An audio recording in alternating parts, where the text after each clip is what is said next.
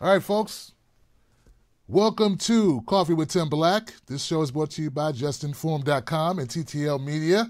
Justinformed.com is a website, a social media site that never steals your data, doesn't sell your privacy, and doesn't sell you out. Go to justinformed.com today and become a member. And tell them, hey, Tim Black sent me over here.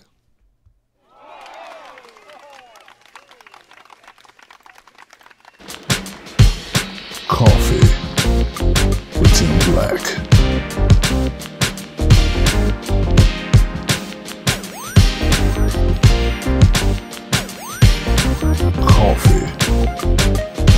Coffee with Tim Black.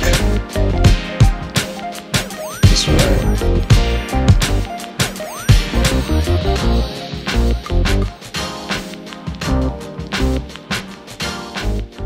I'm feeling good. I hope you're feeling good. Welcome to Coffee with Tim Black. I'm your host, Tim Black. Happy Friday to you. Yes, happy Friday to my people.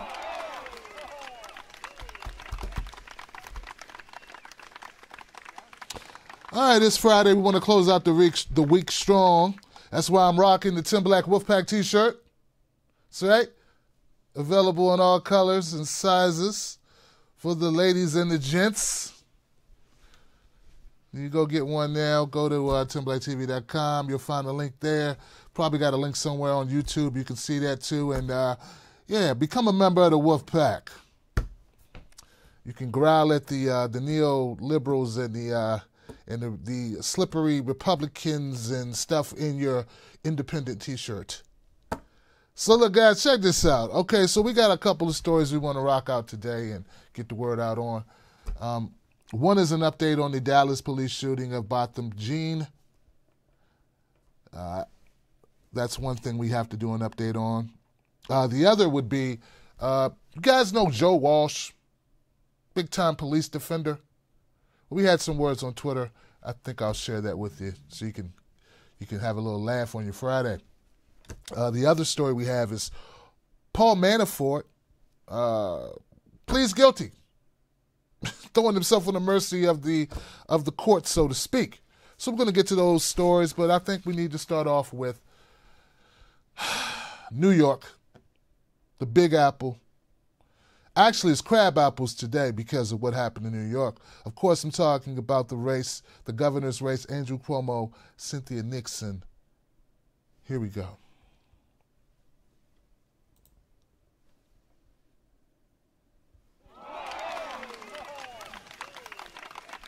Oh, gosh. Now, before I even get into the results of the race, which we already know, I'm thinking, well, in case you don't know, let me, Tim, don't assume people know stuff. Okay, so unfortunately, Andrew Cuomo, governor 2-term, is headed into a runoff against a Republican, and that, unfortunately, he did, according to the numbers, according to the ballots that were turned in, or the votes that were cast, that were counted, and I'm kind of giving a little bit of it away because not everybody was counted in New York, and we already know how that works in New York, but it seems like he'll be going for a 3rd term against a Republican who he is more than likely to defeat there in New York. There's this question of voter suppression.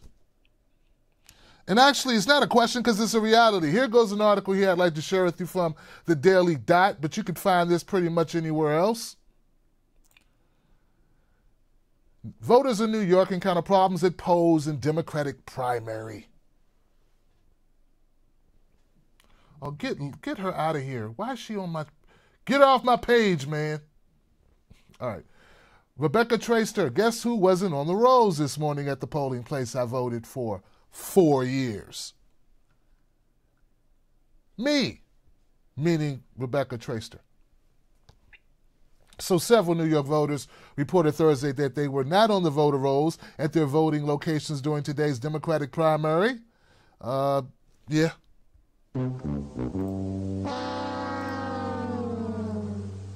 So that's pretty much where we are. We've got a lot of reports, a lot of people reporting, a lot of people were using Twitter to report the fact that they weren't able to vote, though they are New York residents. though they have not moved, though they have not changed their party affiliation, surprisingly, they weren't able to vote. It continues. Democratic primary for governor despite registered voters and not having changed their addresses since the last election. Now, folks, how many of you remember hearing about this during the Democratic primaries back in 2016? I know I heard about it. In fact, as a Twitter user, one of my friends following me DM'd me and said, Tim, you know, I haven't seen this level of voter suppression since 2016. In fact, this is almost on par with it. Registered Democrats in Brooklyn, Washington Heights, and Pelham, New York, reported that their names were missing from voter rolls in their voting locations despite having voted there before and having made no changes to their registrations or their addresses. Many people were reporting. We have here, once again, Rebecca Traster, Lydia Polgreen. Happened to me too. James Ryan, a professor at New York University, tweeted that both he and his wife were not on the voter rolls at their polling places in Washington Heights. Ryan said he planned on voting for progressive candidate Nixon, Jermaine Williams, and Zephyr Teachout in yesterday's election. But he was unable to vote, you know, like a regular New York citizen because, well, the system is garbage. And it just keeps going, folks. There's just more complaints, more frustration, more disenfranchisement from voters in New York unable to cast their ballots for their chosen candidate. I guess you get the picture there, right? I think they get the picture, folks. So what have we, folks? What have we? We have a situation where, for whatever reason, voters are disenfranchised in New York, as they've been disenfranchised in various states across the country. But there's something particular about New York you need to know. As I stated in the opening, it's not new. 2016 was horrific as well. But you know what? Everybody kind of knows that New York voting is a shambles. What I have here is a document, an article written in The Atlantic that says, New York, worst in the country voting system. Does it sound like it's a secret that the voting sucks in New York?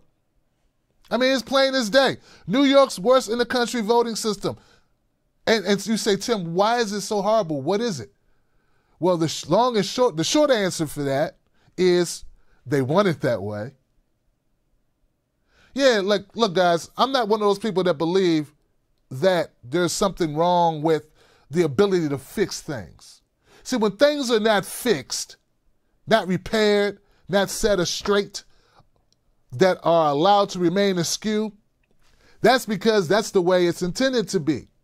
Similar to our criminal justice system. See, you can't just for so long say, hey, man, we just keep dropping the ball. We just keep making mistakes.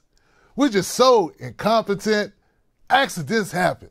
No, like after a while, once problems have been identified and you fail to rectify those problems, well, then it becomes intentional. As in on purpose.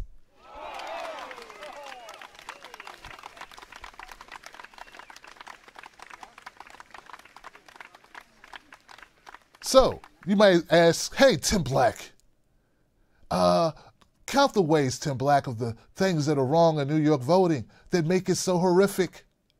Well, here we go. Clumsy design ballots, an antiquated registration process, confusing deadlines and outdated laws, long lines, no early voting, no same-day registration.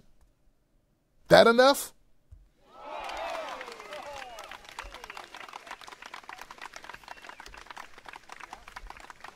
But what New York never has a shortage of is a market willing to take your money and funnel ads through it. which is what Andrew Cuomo did to win.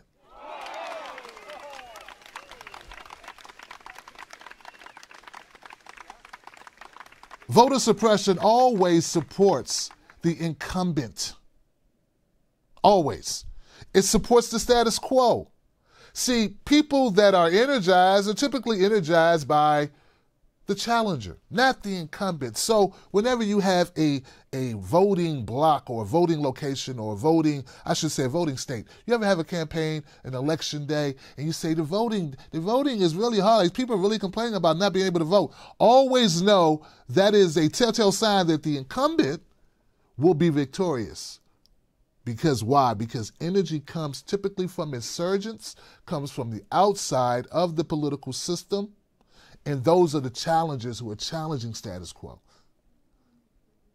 So basically what I'm trying to tell you is that there is an incentive for Andrew Cuomo to maintain a dilapidated, underperforming, suppressive voting system in New York City because it benefits him and it benefits his friends. It maintains status quo.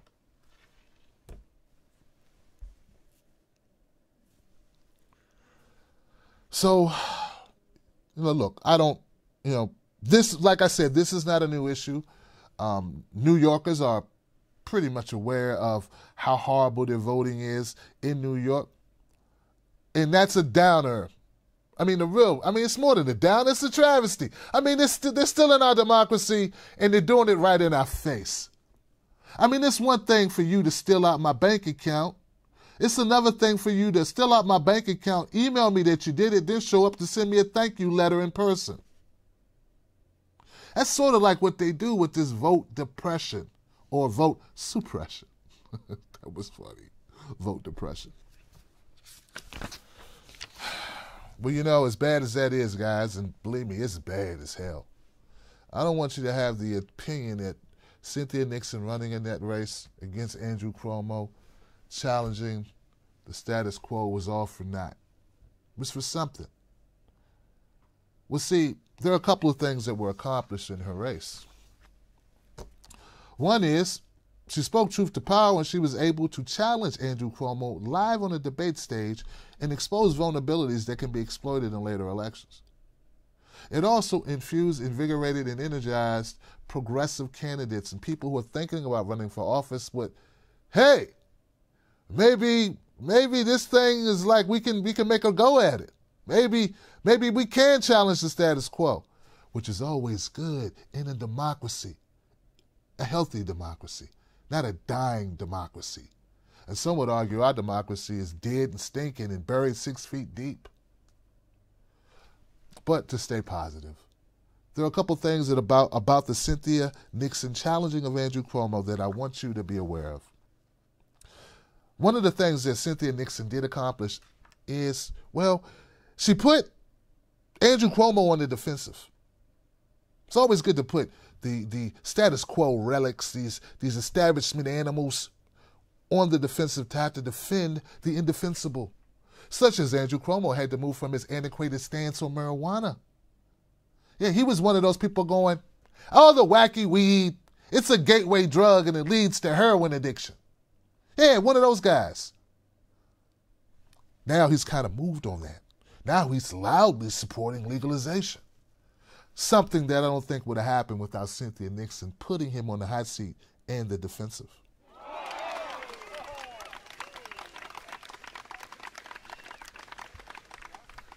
Another thing that I would say a byproduct of Cynthia Nixon challenging Andrew Cuomo is, at least in words, and these are all words with Andrew Cuomo, that's all you get, words. But he started supporting restoring voting rights to New Yorkers. Yeah, that's a great thing, like restore voting rights to the formerly incarcerated, those out on parole. This is a good thing.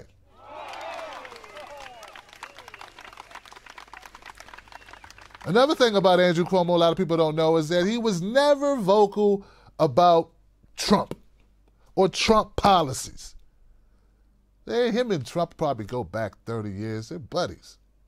But now, after Nixon challenging Andrew Cuomo, putting him on the defensive, bringing up Trump policies and Trump-type the way that he conducts business, well, it forced Andrew Cuomo to have to call out Trump. And now he's calling out Trump and saying things like, Trump is horrible and Trump's policies suck. Well, this is new for Andrew Cuomo. It's just words, but words matter.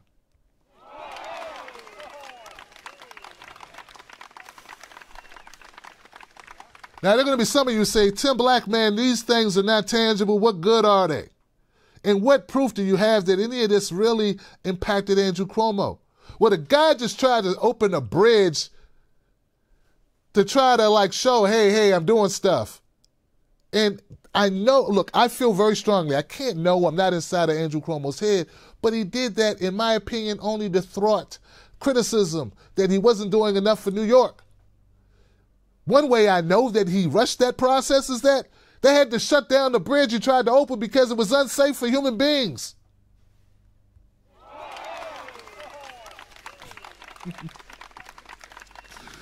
Oh, God.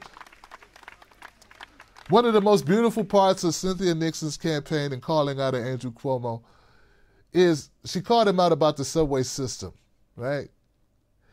And this is vintage establishment chicory, right? Andrew Cuomo defended himself against himself.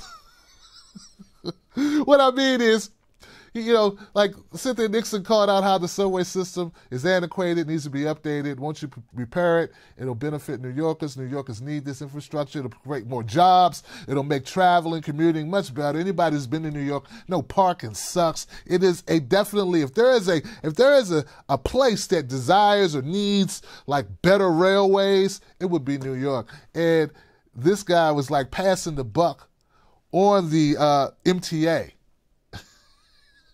Well, what is it? What's the MTA? The Transport whatever Association. These are the folks that run the subway system. It's their fault. It's not my fault. It's the MTA's fault. Who oversees the MTA? Andrew Cuomo oversees the MTA. Get it? So he was blaming himself for himself.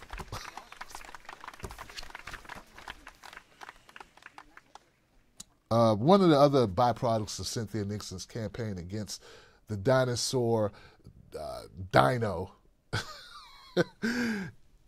that was pretty good. The dinosaur, that's the same thing though, Tim.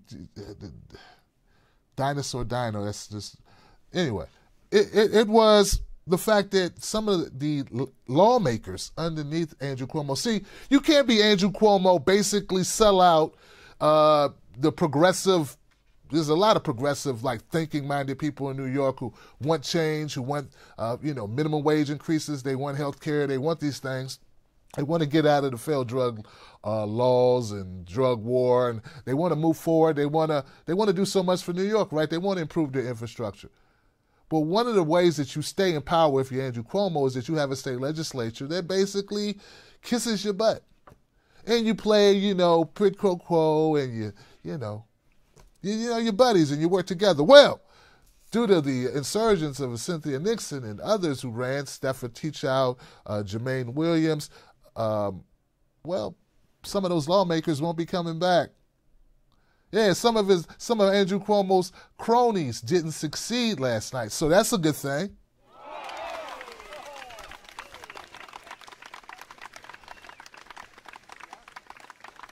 Check this out. For the first time ever, Cuomo's facing a state legislature that might not be under his tight-fisted control. He lost a number of allies in this election.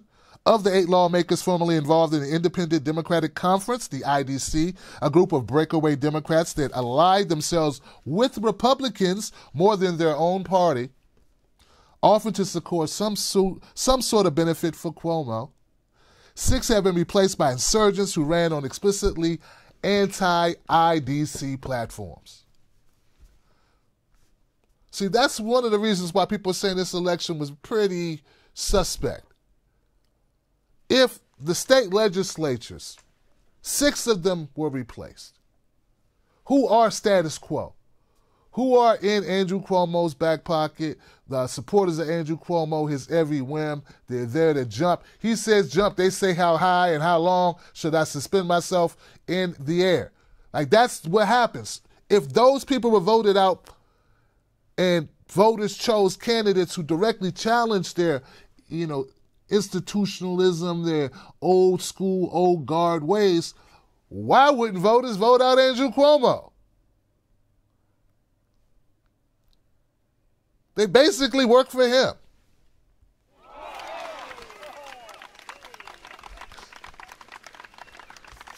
See, it doesn't make much sense when you start like peeling back that old onion.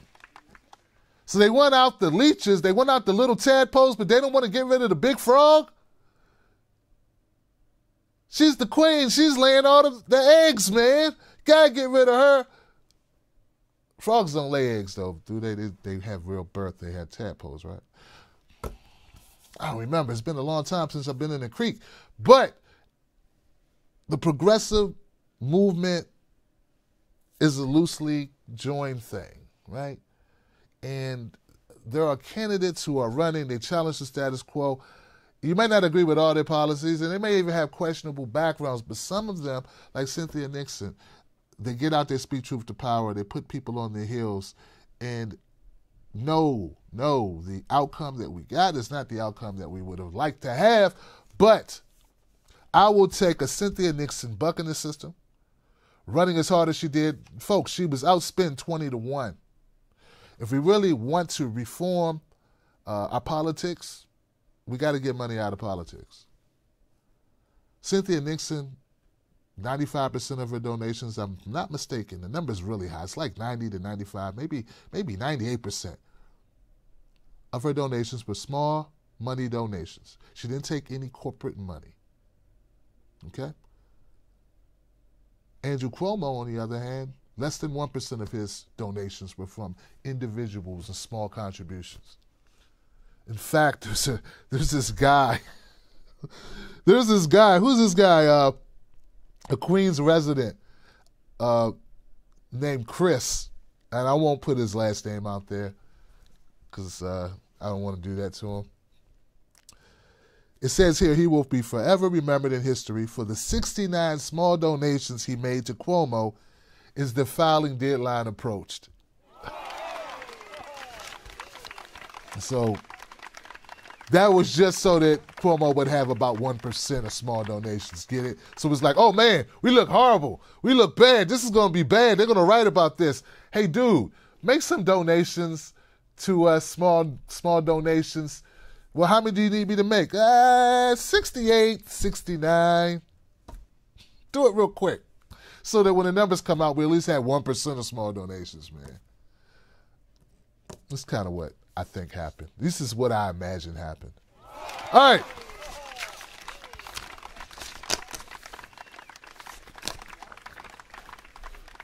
Keep your head up, people. Keep your head up. We live to fight another day. Sometimes you got to run more than once. I feel that way. I felt that way in Florida, where candidate who's been on this channel often, Tim Canova, is running against Debbie Wasserman Schultz. Once again, a very establishment beast, a beast of the establishment, created from the establishment, bred and fed and raised in that environment. That's what she is. And just like Andrew Cuomo, supports Republicans over Democrats all the time in order to get things done that she needs done, for Republicans. Well, same thing with Tim Canova. You got to run more than once, and that's what Tim Canova's doing in Florida. So Cynthia Nixon, if you're watching, anybody who's friends of Cynthia Nixon and fans of her, spread the word. Sometimes you got to take more than one bite at the apple, but you keep biting, I think you're going to eat that apple. All right, guys. Yeah, I don't know if that's the best analogy because nobody ever wanted to eat New York. But you know what I'm saying. Like, you got to keep at it. That's what I'm saying. First you don't succeed, try again. All right. Do you understand the words that are coming out of my mouth? All right, so folks, that's one story. Let's go behind door number 2 and check out Paul Manafort. Yeah, let's do Paul Manafort, guys. I tell you, this is it's always fun when we when these stories pop up, and So everyone's been talking about Paul Manafort, the Mueller investigation. What's going to happen with Trump? Is he going to be indicted? What's the solution here? What's the outcome? Come on, it's been years. I'm on pins and needles wanting to know, how are you going to get rid of Trump? And this Paul Manafort guy, I know he worked with the Russians. What happened? What's going on? Well, Paul Manafort pleads guilty, agrees to cooperate in the deal with the Mueller team. Paul Manafort suspected to plead guilty as part of a plea deal with the special counsel. He's facing 7 counts of foreign lobbying violations and witness tampering in federal court. Now, as you know, Paul Manafort's the former campaign manager of Donald Trump, pleaded guilty in federal court Friday as part of a plea agreement that involves cooperation with Robert Mueller's investigation, allows him to avoid a second trial. So he does get something out of this. I plead guilty, Manafort said to A.B. Berman in Washington. Now, hey, look, guys, this is considerable, right? This is considerable news in this investigation. And we know that Donald Trump has been supportive of Paul Manafort. He made some tweets as early as, or as recently as August in support of Manafort, told him to stay strong. Don't flip, you know. Prosecutor Andrew Weissman told the judge that Manafort's deal includes a cooperation agreement with prosecutors who are investigating whether any Trump associates played a role in Russia's meddling in the 2016 election. That could include interviews with prosecutors and testifying in court. Now, the Trump folks are downplaying this totally. They're like, look, what he's pleading to, the charges, all of it has nothing at all to do with Donald Trump. In fact, many of the charges are about things he did before he was even associated with Donald Trump in any professional capacity. Once again, an investigation has concluded with a plea having nothing to do with President Trump or the Trump campaign, said Rudy Giuliani. The reason the president did nothing wrong. That's according to Rudy, right? So White House Press Secretary Sarah Sanders said that Manafort's decision is totally unrelated to the president. So expect Donald Trump to ignore this, deflect. Expect the rest of his Press Secretary Sarah Sanders, Giuliani will probably make the rounds. Not probably, he will make the rounds this weekend on all the networks that will allow him on to do his best penguin impersonation.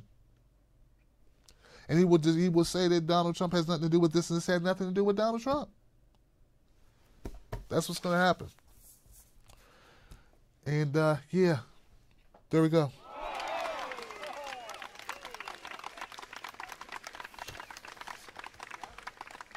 Now, folks, while I get this lined up here, let's see if we can get some of our YouTube people involved in the chat. I want to see what you guys are talking about. And there we go. Cuomo's in the house. Can we get my Facebook reconnected? Oh, okay, we're reconnected on Facebook as well.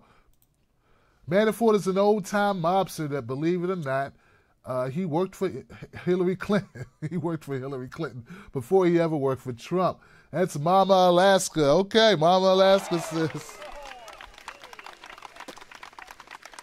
And for some reason, when Paul Manafort was breaking laws when he was working for Hillary, no one wanted to prosecute him.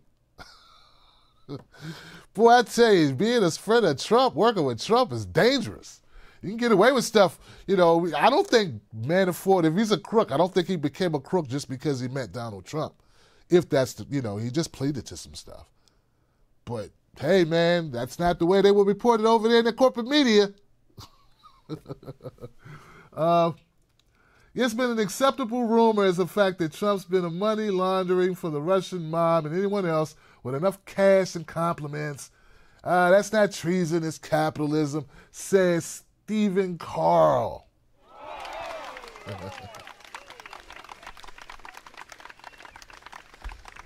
Folks, I want to go on the record here so people know, because you may be new to this show and you may have missed this because I put out a lot of content. I've never said that Donald Trump isn't guilty of something. I believe that I don't think you become that rich, if he is in fact that rich. I don't believe that you can become that rich without cutting a lot of corners and hiding money and doing business with people you shouldn't do business with. All right? That's what I believe. So I've never stated that I didn't think Trump did anything wrong. All I'm saying is I don't believe that Trump colluded with the Russians to steal the election. That's different. It's different. You know, and then they say, well, maybe Trump had the Russians had something on Trump that leaves him vulnerable to being turned into a spy or, you know, doing something illegal, treason, working with a foreign country against his own country. Hey, whoa. Everybody's done something wrong. Like all these politicians, I think that someone can hold it over their head. All of them, particularly a person who wasn't a politician until last week. But did that happen? I don't know, and neither do you, Robert Mueller. And you guess what? It didn't cost the American people to pay me millions of dollars to tell them, I don't know, which is basically where we are now. I don't know. But it sells a lot of T-shirts and a lot of airtime on these networks. We're still left going, I don't know. In which we started out with, I don't know. And if you know, prove it.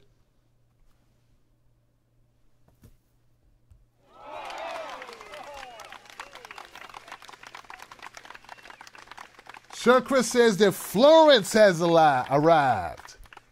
Hurricane Florence has touched down, according to Sure Chris, my folks over here in the Facebook chat room. Or is that YouTube? What else? Facebook. Michael Renton, Carla Levine, already a couple of deaths. A mama and her baby. Lord have mercy, guys. All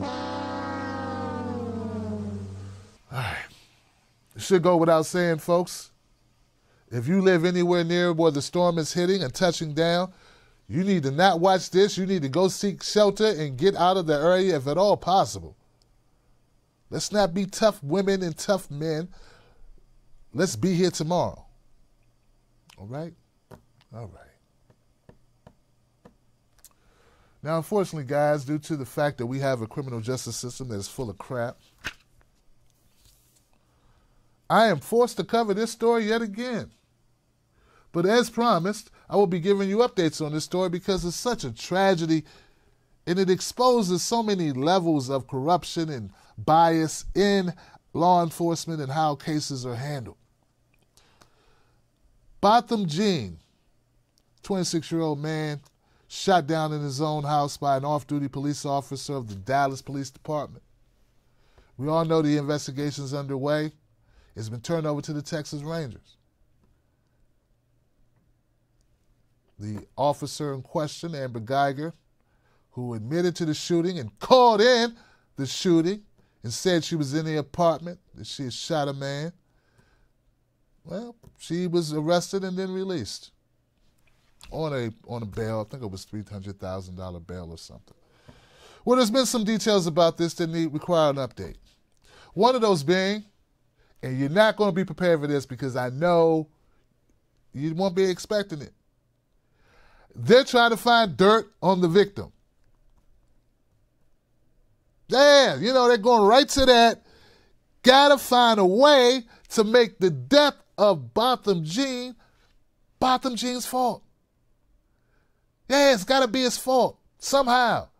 So, to that point, they found some weed in his apartment, allegedly, on a table or in a jean pocket or something, right? Evidence from Botham Jean's apartment supports Dallas police officer Amber Geiger's account that she shot him from across the room as she stood inside his apartment door.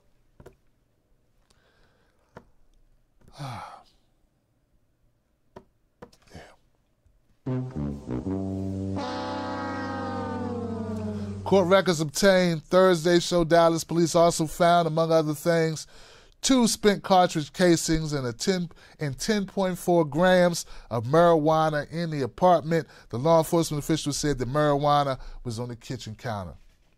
Okay, so the 2 spent casings, Amber Geiger's. Marijuana, Amber Geiger's too. Yeah, I think that's her marijuana. Like, that was her apartment, right? Right? That's her apartment, so maybe that was her weed. Right? Maybe she wandered into his apartment, before, because she can't tell where she lives. Maybe she wandered in with the weed in the earlier date when he wasn't there and she left it on the counter to come back and smoke it.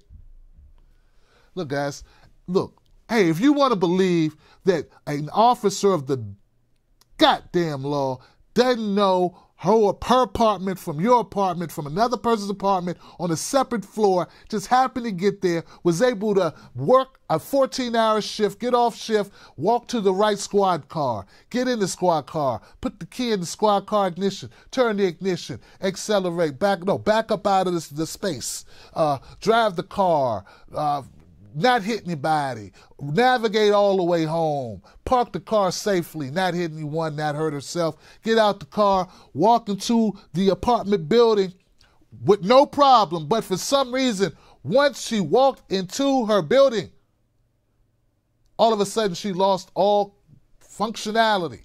All of a sudden she's totally exhausted. And then she accidentally walks into a man's apartment whose door is locked or closed. And to that point, guys, let the record show, damn it, let the record show, because I'm tired of people not getting this. Oh, man, don't play with me. Where's my clip? You're just screwing up my thing here. Maybe it's this one. I got so much information here, it's ridiculous. Yeah, here we go.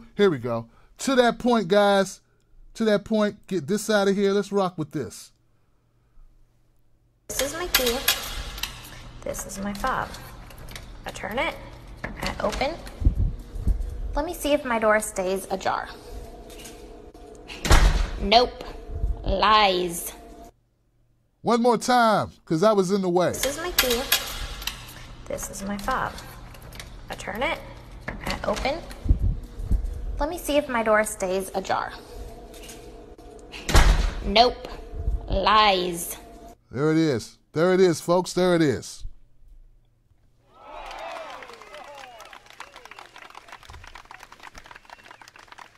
But if you believe, after watching the video of another resident in that building who has the same door, the same kind of door that Botham Jean has, as you can see, the doors close on their own. The only way that door could be left ajar is if something was forced in, wedged into to prevent it from closing. So, hey, here we are. And if you believe that this woman, Amber Geiger, did all of that, she know where she was.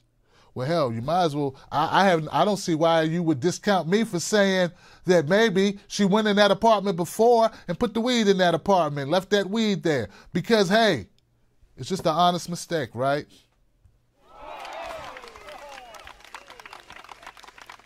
Look, this whole case is horrible. It smells of corruption. I don't trust the police at all. I look at this case and say, I don't understand why the Texas Rangers need to take the case over to begin with. The fact that you had to have someone else look at the case, the fact that we're totally forgetting that this woman, Amber Geiger, has changed her story at least 3 times since this case started, since she phoned in the freaking call that she shot a man. Like, it's changed multiple times. But you know whose story hasn't changed? Botham Jean. And that's because Botham Jean can't give you his story because he's dead. And he shouldn't be. He should be alive. That might not be important to some people, but it's important to me. It's important to his family. So now they're doing what they always do, which is smear the victim, make the victim look as bad as possible in order to plant into your mind that there's something wrong with him. Like, what are you doing with weed? As if having Amber Geiger's weed, because I'm not going to back off that point. That's possible. That's a possibility. I mean, if you're silly enough to believe she didn't know where she was, didn't know she wasn't in her own apartment, then I think you should go ahead with my idea, my scenario. Maybe she put the weed in there because she sleepwalks or sleepworks or whatever you call it. You know, I think that we have a situation where it's obvious what's going on. Now, it's kind of funny. Kind of funny that I don't know if you guys know this guy, but I'm going to show you a clip of someone who I had a conversation with on Twitter And it was kind of interesting. Yeah. This is a conversation. This is a guy I got into a conversation with on Twitter. And I just want to share it with you and get your thoughts. His name is Joe Walsh. You sent out a tweet, and let's take a look at it. It says, 3 Dallas cops killed, 7 wounded. This is now war. Watch out, Obama. Watch out, Black Lives Matter punks. Real America is coming after you. It has since been deleted. Why did you do that? Because, hey, Don, and thanks for having me, because I'm pissed off. A lot of Americans are pissed off, and a lot of police officers around the country are upset. Yeah, you know, this guy, his name is Joe Walsh. He's an unapologetic supporter of all things police, even if police commit crimes. This guy will never admit that there's ever anything wrong with the police, that they could never do anything wrong. Not to Joe Walsh. He has made his bones, so to speak, and rose into notoriety, not only as a representative, I think he was in Congress at some point, but as a strong, you know, proponent for cops got it so bad. Oh, the poor cops got it so bad. Never does Joe Walsh acknowledge that the rest of us have it bad. Never. He never acknowledges that there are some bad cops on the police force. He thinks that people have this fear of cops and a disdain for cops, an allergy to cops, just because they hate cops. No. Joe Walsh lives in a bubble in his mind. Actually, I think Joe Walsh is just a guy who likes paychecks. But to give him, I'm just going to go ahead and say, okay, maybe he believes half the stuff he spews. I think that Joe Walsh is a symptom of a bigger problem, which is people who can't admit that there are bad apples. That there are bad apples not only in our police forces, but bad apples in politicians, and bad apples in drive-thrus, and bad apple bankers, and bad apples in doctors, and bad apples as priests. But no, there's never bad apples in law enforcement. And to go a step further, there are also bad trees and bad forests. Like, worse than that, okay? I bet you if you asked Joe Walsh if he had a problem with all these priests in the Catholic Church who were abusing children, he'd say, yeah, that's disgusting, that's despicable. Then I'd say, well, Joe Walsh, my friend, there is a system in place that allowed those priests to move from parish to parish, from city to state, and avoid prosecution. What would you call that? He would probably agree with me that that would be called systemic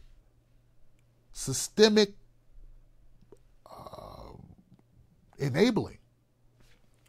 A systemic policy to enable pedos.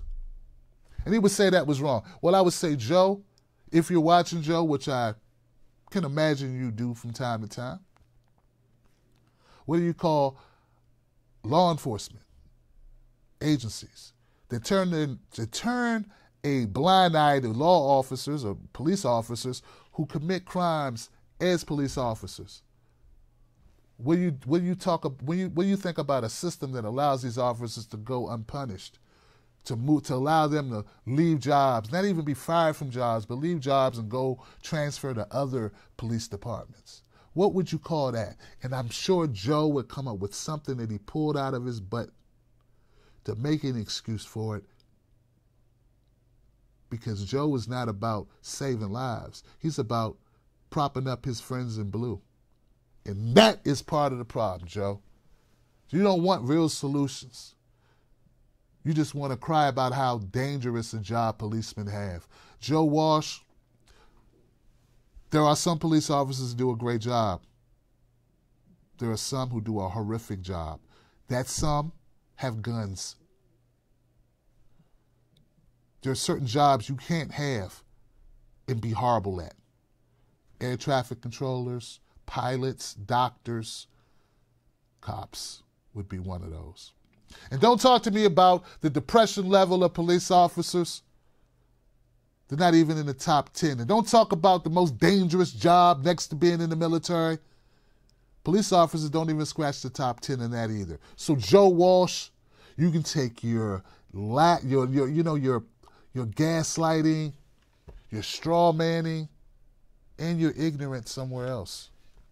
Because we know the reality. There are you who defend cops even if they're murderers. I don't defend citizens who murder, but you defend cops who murder. Just because they're having a bad day or they're alcoholics or their marriages aren't working out doesn't mean they get the right to go unchecked and kill innocent people, which is the case in Botham Jean. So anyway, I'm going to leave it there, folks. And I'd love to have that conversation with Joe Walsh, but like I said, I doubt that he'll make time to come on my show and have that conversation. He will go back and forth on Twitter with me as he continues to use the suicides of 3 officers for which he has no idea why they committed suicide and say it had something to do with protesters. Just pulls it out of thin air that that's why they took their own lives, which is also a smear in a way, because you're suggesting that these officers couldn't deal with protests that occur in states they might not even be in, and that drove them to take their own lives. I think that depression is not a game, and many people suffer from it, and the causes are vast. And for you to use the death of officers in order to hoist up bad officers, I don't think that's paying respect or homage to those men whose lives are gone. But hey, what the hell? What am I? I'm just a guy who speaks loudly on the internet. But I speak the truth. All right, folks, thank you for tuning into the show today. I appreciate you, everybody out there in my chat. I hope that you share this show with a friend. Let them know about the Coffee with Tim Black show. Also, tonight, 9 p.m. Eastern Standard Time, tune in, get ready. We're going to have another edition of Freedom Friday where you get to call up and you get to go on your own rant. You need to bring up issues about issues or concerns that aren't discussed in corporate media. Well, this is where you do it. That's what this vehicle is for. So call up tonight, 9 p.m. Eastern Standard Time. Freedom Friday, get your talk on this show. That's all I got. I love you. I'll see you soon. Shout out to Cynthia Nixon for running a great race. Same thing with Zephyr Teach Out. Jumani Williams? I hope I'm getting that correct. And any other progressive-minded candidates who gave it a shot. And the winners, there were some winners. We had winners now. Let's support those people as well as we continue to fight for what's right in this country to make it a better place for everybody. I'm Tim Black. I'm out.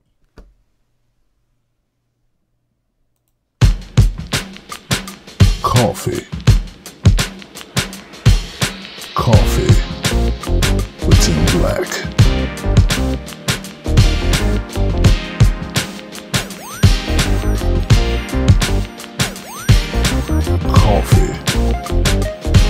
Coffee with Tim Black.